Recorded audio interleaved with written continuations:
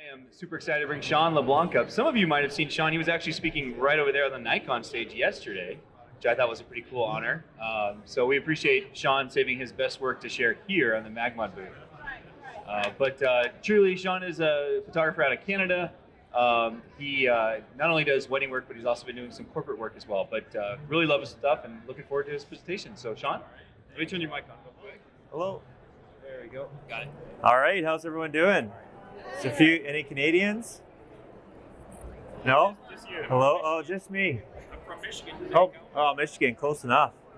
Well, great to be with you guys on the last day of WPPI. So thank you for hanging out. So I'm going to be talking today about composing intimate, candid artistry. So how I like to use light, how I like to think about composition, and moments as well. So just briefly, I'm from Calgary, Alberta, Canada. This is where I have a studio. So I live out on an acreage there, and I built a studio. So I do a lot of wedding work, a lot of portrait work as well, and it's the main theme is about creating beautiful printed work for our clients. So I do that in my studio here. I also mentor and offer workshops in Canada. I've been to the US as well, and we'll be going to Europe here later this year.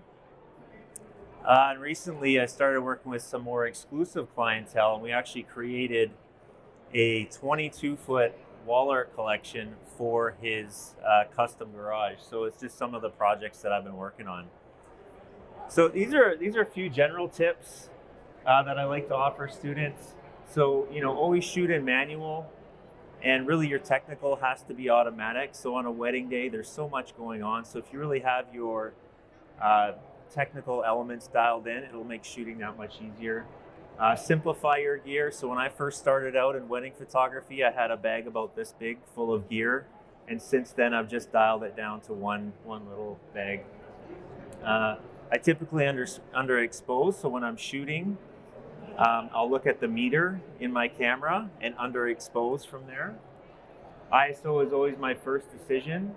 I'll back button focus, so that way I can lock in focus and then recompose.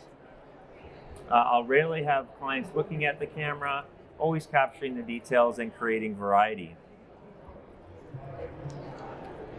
So this is my gear setup here. So I'm a Nikon shooter. I've got a few bodies there. This is the 200 f2. Love to use that lens. It's got beautiful compression. I always shoot it at f2. And so that way I've got some beautiful creamy bokeh in behind, and it's an incredibly sharp lens. And then mostly prime lenses, as you see there. So prime lenses I find are incredibly sharp. They're smaller, and it allows you to think a little bit more about composition when you're composing your photos. Okay, so clean backgrounds. That's pretty much the first thing I look for when I'm photographing, is a clean background. So where can I place my clients so there's very little distraction around them, and so they really stand out in the photograph? So if you look here, all I've done is I've gotten lower and I've had my clients walk along the ridge. So you can see the clean background is them on sky. Here as well, so putting my camera a little bit lower and then shooting up, having my clients walk along the ridge there, again on sky, clean background, so they really stand out on the frame. But it doesn't always have to be on sky. So in this case, I've found a higher vantage point and I'm shooting down, and I'm actually using the lake in behind as that clean background, so they really stand out in the frame. So now that I've thought about creative framing, a clean background, now I think about how can I creatively frame my clients. Okay, so I'll use architectural elements for that. So you can see a clean background here, and I'm just using the wires from the bridge as a frame. Oops. Here, this was a wedding down in Spain.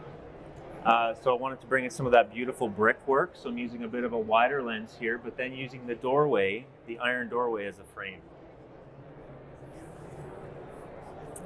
Here, just using some of the natural vegetation that was around, so some of the trees, some of the leaves that were on either side to frame my clients. Again, that clean background on sky. So now that I've thought about clean backgrounds, I've thought about how to frame them, I then think about how to draw the viewer's eye towards my clients. So for that, I can use leading lines. So looking at some of the architecture that's around me, so in this case, you can see the waves and how they immediately draw your eye to my clients there. This is a staircase, so a spiral staircase, and just using the railing in order to draw the eye. And so our eyes are also attracted to angles and triangles. And so again, after I've thought of clean backgrounds, creative framing, leading lines, I now start to look for triangles. Okay? So in this case, this was shot out in the Rocky Mountains. And if you look, there's actually 4 triangles within the frame. So in the foreground with that mountain, you see a triangle here as well in the sky. And then there's one here in the bride's veil as well. Here, having a horse walk across the pasture with my clients dancing in the distance, you can also see 3 triangles there. Okay? Silhouettes. So I love taking silhouettes. Okay, and they're really easy to do. Really, all you need to look for is a bright area, and then expose for that bright area. And when you do that, it brings the exposure of your frame down, so you get that silhouette.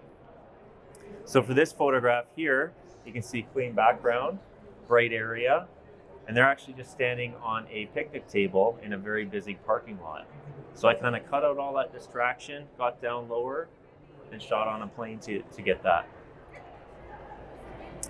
Here as well, so that bright area in behind my clients. So exposing for that bright area to create that silhouette. This was also looking at the bright clouds that would be outside on a very bright and sunny day. So again, exposing for those clouds to get that silhouette effect. Here in this case, this was for the entire bridal party. You can see there's all kinds of triangles within this photograph, but also with the silhouette, I have them facing each other so I can get the profile of their face. Also taking the time to carefully position their feet so you can see we're getting more triangles there. Also extending the elbow away from the body so you're not getting sort of bumps on either side, but you can see that they're actual arms. So taking the time to do all that and compose it. And here, this is really starting to bring all of these techniques together, right? So you've got the clean background, you've got the framing from the architecture here, leading lines coming from the left-hand side, but now you also have opposing primary colors. Okay, so you've got that warm mixed with cool. And so when you start to layer these techniques, that's when you start to get more of the dramatic, bold portraiture. Okay, and then often on a wedding day, you don't have a lot of time. You know, you're always behind schedule. The light is horrible. You're wondering what to do. You're often looking for a way to get some of these creative portraits. So what I always like to do is follow this technique here. So where can I get low? Where can I get high? Where can I get far? And where can I get close? And that really just starts to the creative juices going a little bit here. So what do I mean by that? So getting low, this is pretty much just lying right on the ground, using a bit of a wider lens to bring in the frame, which is a culvert. Okay, clean background on the sky. All I did was I asked her to look directly into the light, so that way we're getting some beautiful light on her face. And so bringing all of that together. That's a great question. I think probably about 8 or 9 feet. Yeah, so not too far. Here, so now I'm using a longer lens, so a 70 to 200. So I'm way down low, and I'm shooting this pretty much at 200 millimeters. But I have them stand on this rock, again on a clean background, and composing it so that I'm getting all of that, the beautiful mountain work in there. Okay? Get high. So here, this was shot in Calgary, and I wanted to bring in some of the, the beautiful city scenery that we have there. And so this couple was getting married on the top floor in a hotel. And so as I was walking to the bride's room, I kind of saw this. And it took about a half hour or so to actually set this shot up because there were cars driving through here. I was way up on the 15th floor, okay, with a cell phone, talking to my assistant that was down here and trying to explain to them how to walk. Because if you look at how they're actually posed, you can see his feet are apart, right? So you're getting a little triangle there. Also, her arm is a little bit back, so it's not right beside her. They're positioned pretty much perfectly right between the buildings. And we had to wait for cars to pass through. So it was pretty complicated to set up, but it all came together. But you don't always have to be on the 15th floor of a hotel. So in this case, I'm just on a railing here, veil over top to get that shot. And I'm using more of a telephoto lens. You can see some triangles forming there, beautiful moment. And I thought black and white really just captured that well. Get far. So here, just framing, so filling the frame with the leaves that you see there. Again, my clients are on sky. All I asked the groom to do was help his beautiful bride down the hillside there to get that moment. Here, so this was shot out in Banff. And so for this one, I'm actually on the penthouse of the Rimrock Hotel shooting down. And I actually lit them with flash down here. So I had my flash put on full power. I'm using pocket wizards for this. And I'm probably, 500 feet away from them. And the flashes are still firing. So I couldn't believe it was actually working. So here, that's my assistant down there holding the flash, which is so zoomed in for that shot there. Get close. So breaking out that macro lens so you can get nice and close. Watching the composition here too, so you're not cutting off fingers, right? You're showing that beautiful wedding ring, engagement ring, because this is an engagement portrait, okay? And also we're creating more variety by getting close. So when you don't have that beautiful natural light available to you, you can create lights with off-camera flash. And I get a lot of questions about it. And so I try to think about it as simple as possible. And so I've broken it down into these steps, okay? So first of all, shoot manual, right? Think about composition using some of those techniques that I've been talking through already. I expose for the ambient light using the meter within my camera. I then think about ISO, right? So if it's a bright day outside, my ISO is at 100. If it's a dark room, I'm at 3200. My shutter speed is less than 1/250th of a second.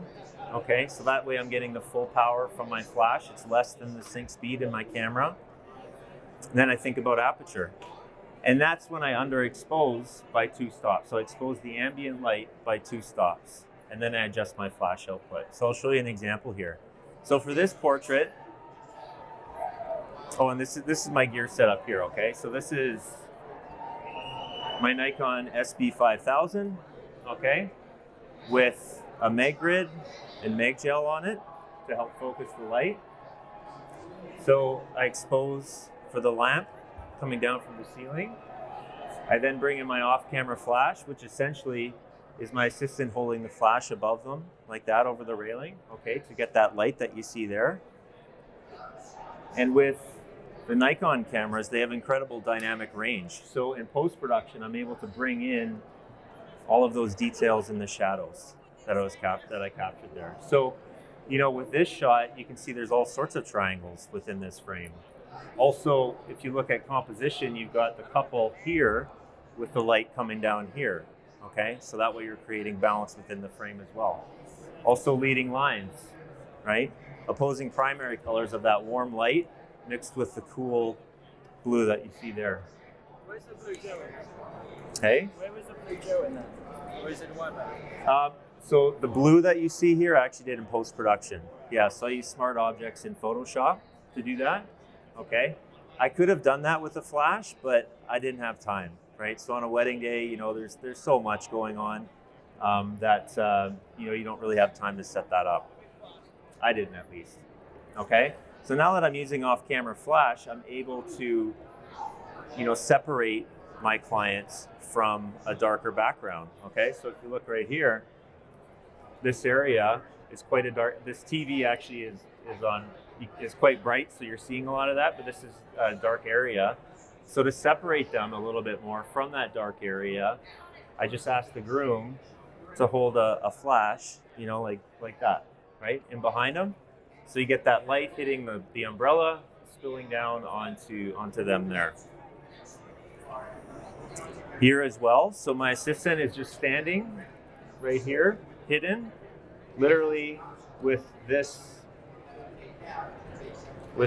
setup that you see. So 2 MagGrids, okay, and a warm gel, like a half CTO, I think it is, to get that very focused light that you see right there. That's why I use 2. That's right. Okay. Triangles, right? Third of the frame in terms of composition. Some leading lines coming up here as well. So bringing that all together for a creative portrait. In this case, this was shot at the library in Calgary. So, you know, when I first took this photo, I was just using 1 MagGrid, but what I was getting was a lot of spill on either side, okay? And I really wanted to focus the light a little bit more on my clients, so I just added another MagGrid, okay? And then that way it got rid of the spill onto the back. So it created a nice clean background, right? You've got some incredible leading lines right towards them. I put them right in the middle of the frame because I really like the symmetry on either side as well.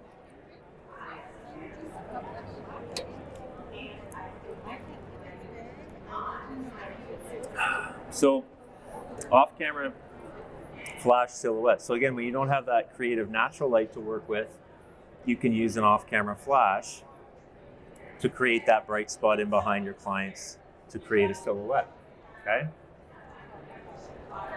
So here, my assistant is pretty much just tucked down in behind, holding the flash like that, okay? The light's hitting the door, bouncing off the door, hitting the walls on either side to illuminate the walls. And there you're getting leading lines in towards them, okay? Here, another shot from the library. So it's a very, I mean, there's some incredible architecture in this library. You've been there. And, you know, I want to get a shot where I could bring in some of that incredible environmental, you know, those architectural elements of the library. And I thought it would be neat to create a silhouette. So with my clients within the frame. So my assistant is there, literally just pointing the flash right behind them to create this, okay? So she's just holding the flash, pointing it at that column to create that bright spot, to create that silhouette. Also, I did a video for MagMod on YouTube, which kind of goes through all of this as well as some other creative shots from that. How is the rest of it lit? Sorry? How's the rest of it lit? Natural light. Yep. Yep. So you can if you go to YouTube, just type in Sean Leblanc, you can see this video come up, and you'll see all of the behind the scenes in terms of how I photographed that. Reflections. So another thing I'm always looking for, right? Because when you use reflections, you can then use them to fill the frame. Okay, so this is just a glass railing reflecting the stairs in behind it. So, you know, I could have taken this photograph without the reflection, but then you wouldn't get this brighter area down here. And it would still look pretty neat, like, you know, more multi-dimensional, but adding in that little layer of reflection really helps fill the frame. This shot as well. So this is just taking an iPhone, okay, balancing it under my 58mm lens as I'm shooting to reflect the lights that you see there. This was shot in a very busy parking garage. I wish I had a BTS shot of it, but I don't. But you can see leading lines, right, from both sides, right, here. Opposing primary colors, clean background. So layer techniques, I've talked a little bit about it already, but when you start to layer these techniques, that's when you get more dramatic portraiture, okay? So this is a shot. There was a row of 10 wine glasses, okay? And I just found a little opening between them to create that beautiful bokeh, okay? I'm at 2.4 aperture. The groom is holding a flash against the wall to create that bright spot, right? To create that silhouette. And then I added in a nice moment, okay? They just got married. You just tell them to talk about their wedding day, okay? Here as well, so bringing in some off-camera flash, there's a few different things going on now, right? So you're starting to layer those techniques even more, where you've got, part of the bridal party, a woman standing out on a balcony. I had to wait about 5 minutes for her to turn her head because she kept looking this way, but eventually she turned her head that way so I could get that side profile of that silhouette, right? So you can see the profile of her face. And my flash kept firing. And as I was doing that, I was waiting for her arm to extend, okay? You can see a bit of a triangle there. Also on a clean background, but it's also separated almost perfectly between her mouth and her mouth, right? And then this silhouette is being reflected in a shower glass, okay? And then of course you've got the cool mixed with warm, off-camera flash, so using this setup again, right, with focused light of off-camera flash. And yeah, that's pretty much it. So there's a lot going on in that photograph. It took a while to set up. Here, another shot from the library. So in this case, I brought in a second flash to create a leading line. It's not in this photo, but it is positioned right here, okay, with another flash in behind my clients to create that, okay? So, and I put a blue gel on my flash on the floor, okay, with one MagGrid to create that leading line. Then I put a warm gel, half CTO, on the floor here, pointed at the wall, okay? Also, if you look, her elbow is away from her side, triangle again, right? Another triangle in between them. Also, her arm is a little extended from his back, right? So it doesn't look like a lump on his back, right? So you get the finger detail there. And also just watching how far away they are from, in terms of their noses, okay? You don't want them too far, you don't want them touching, right? You just want them at that distance, or close to. So moments. So, we've talked a lot about composition. We've talked a lot about light. Yeah. Did you grid those gels? Yeah. So I've got a blue gel here. And you put the grids? Yep. So it was this setup, okay? Literally just on the floor. And then this setup, but with a warm gel. Yep. And the green, it goes grid and then gel? Yeah, it doesn't matter. Yeah, it doesn't matter. Okay. Yeah. So, we've talked about composition. We've talked about light quite a bit. And then the final piece to a creative portrait is moment, because if you have all of this stuff, it looks nice, but it's missing that most important element, which is moment, okay? So, for that, I'll use some fun techniques. Like in this case, they're just touching foreheads, walking up a hill. That's all I asked them to do was just walk up the hill together, touching foreheads as I'm shooting and backing up, and you get that photograph, right? Watching composition, so not cutting off the umbrella. I tilted the city line a little bit to create a bit of that triangle effect. Okay. The no kiss. This is her not letting him kiss her. That's all you need to tell him to do, and that's what you get there. But, being careful, because it is a silhouette, you want that hand a little bit away from his back, right? So you're getting some of the fingers. You can even see her engagement ring there too, okay? Oh.